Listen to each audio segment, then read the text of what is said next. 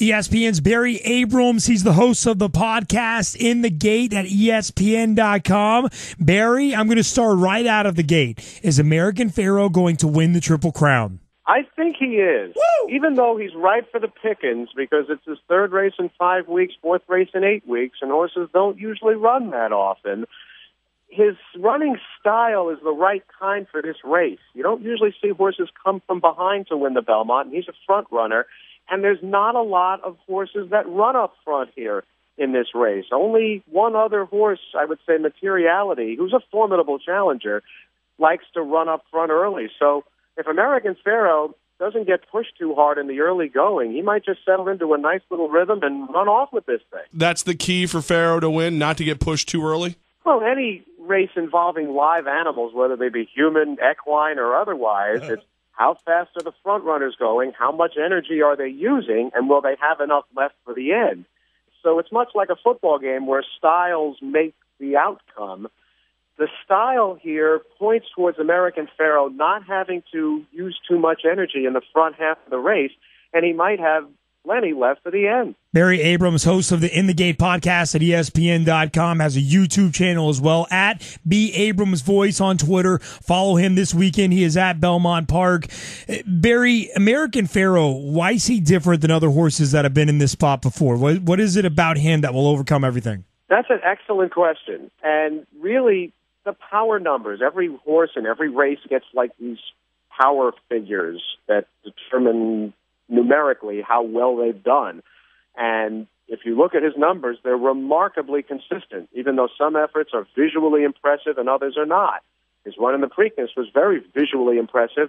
The numbers bore that out. But it's not always the case where when you see something that looks great, that the numbers come back great. His numbers have come back consistently outperforming everybody else every single time. Barry, every time I ask the question, who's the horse that's going to threaten him the most, I hear Materiality. Is that the truth?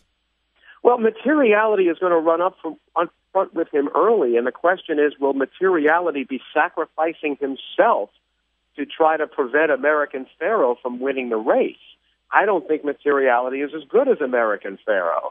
So I don't think if he tries to go with Pharoah, that's not a recipe for success for him. There are horses who come from behind, and the question is, how far behind will they be coming from? As we said, you can't really win this race being too far back.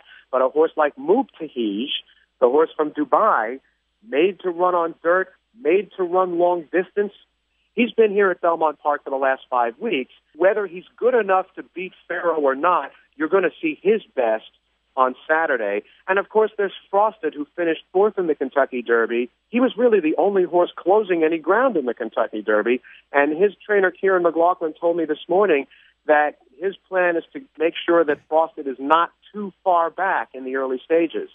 And that, you know, if he can see Pharoah, maybe he closes enough ground to win the race. So they're going to have something to say about the outcome of this. And I would not overlook them at all. Barry, what will it mean for horse racing if American Pharoah completes the Triple Crown?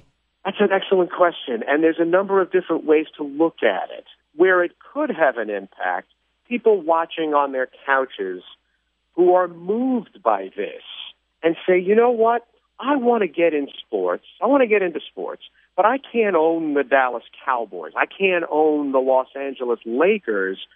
But, you know, that horse that ran in the Triple Crown races last year, California Chrome, only cost $10,000. Hey, I could do that. And more people might become involved in the game by seeing American Pharoah win the Triple Crown. It's hard to quantify, but I think that would be the one place where you could see a positive impact from this. ESPN's Barry Abrams In the Gate podcast at ESPN.com. He hosts it. Make sure to check it out. He is at Belmont Park right now. Barry, if I want to make money on this race, what will my wager be? Well, you're not going to make money betting on American Pharoah when he's 3-5. You're going to have to bet against him. And so some combination of Materiality, Mubtahij, and Frosted to come in first and or second, if you really want to bet against Pharoah, would be the way to go. But if you want to bet $2 and have that ticket as a souvenir if he does win the Triple Crown, there's something to be said for that, too. It's a big, And oh, by the way, yeah. this is probably the fourth or fifth best race being run tomorrow. I mean, it is one of the most spectacular days of racing I have ever seen.